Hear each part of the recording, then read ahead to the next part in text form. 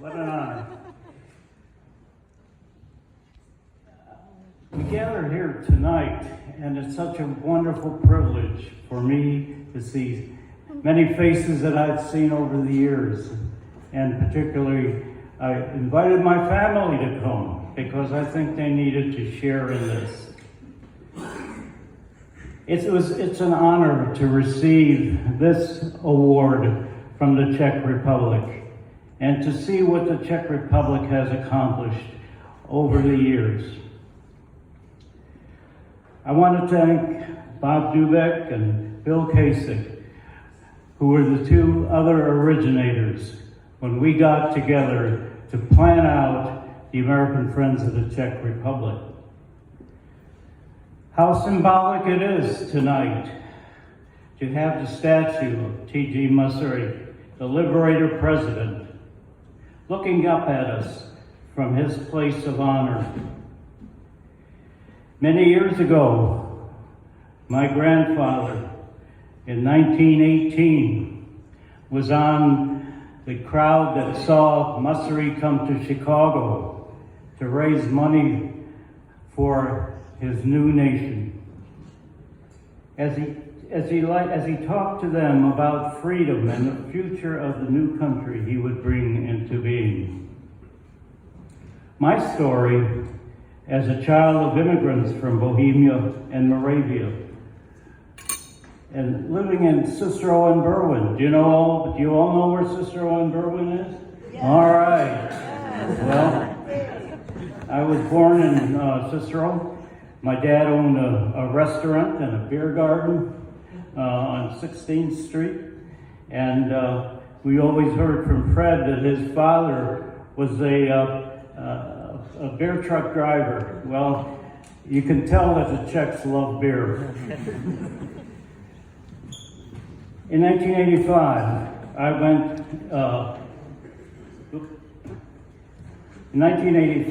went with my father to Czechoslovakia that was still under communist control. I had the opportunity to seek out my heritage when my father, and for me the first time, to meet our relatives in a small village south of Prague called Provonín. In this little village that was in the foothills of Mount Blahnik. Do you all know where Mount Blahnik is? It's a story tale about the Hussites that went up into the mountains.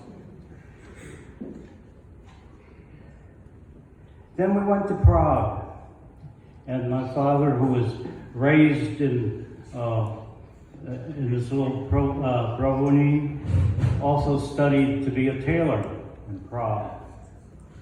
And as we traveled around Prague, he told me what Prague was like in his eyes.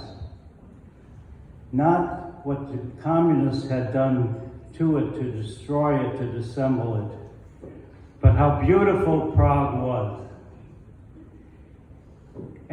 And I asked him, Dad, could it be brought back to life again? And it certainly has.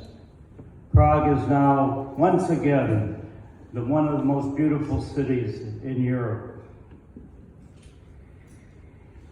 I had the opportunity when I went to Prague the second time, this was in 1990, to meet with Václav Havel. At that time I was representing the United States government, the Treasury Department, and New American Bar Association, who wanted to help the Czechs to bring back the former glory of that country, to bring back what the rules used to be, to bring back law and order.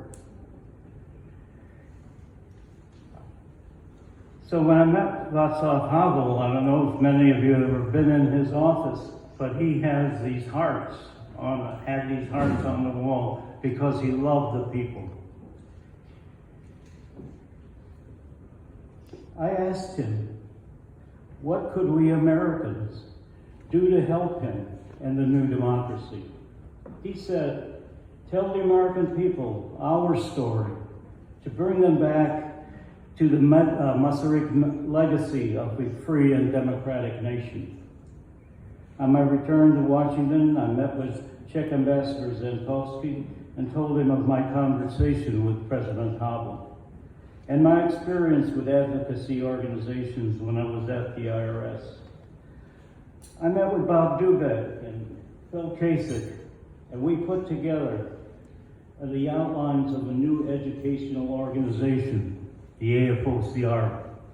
As you know, to get tax-exempt status and contributions deductible for your organization, you have to show that you're not heavily involved in legislative activities or political activities. So, knowing that we had to get support for this NATO advancement, Vlad Gabich and Tom Givian and I formed the AFOCR Action Organization.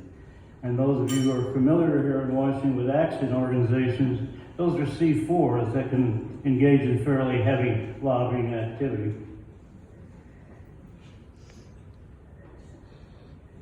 We also had the help of a law group here in town called the McPherson Group.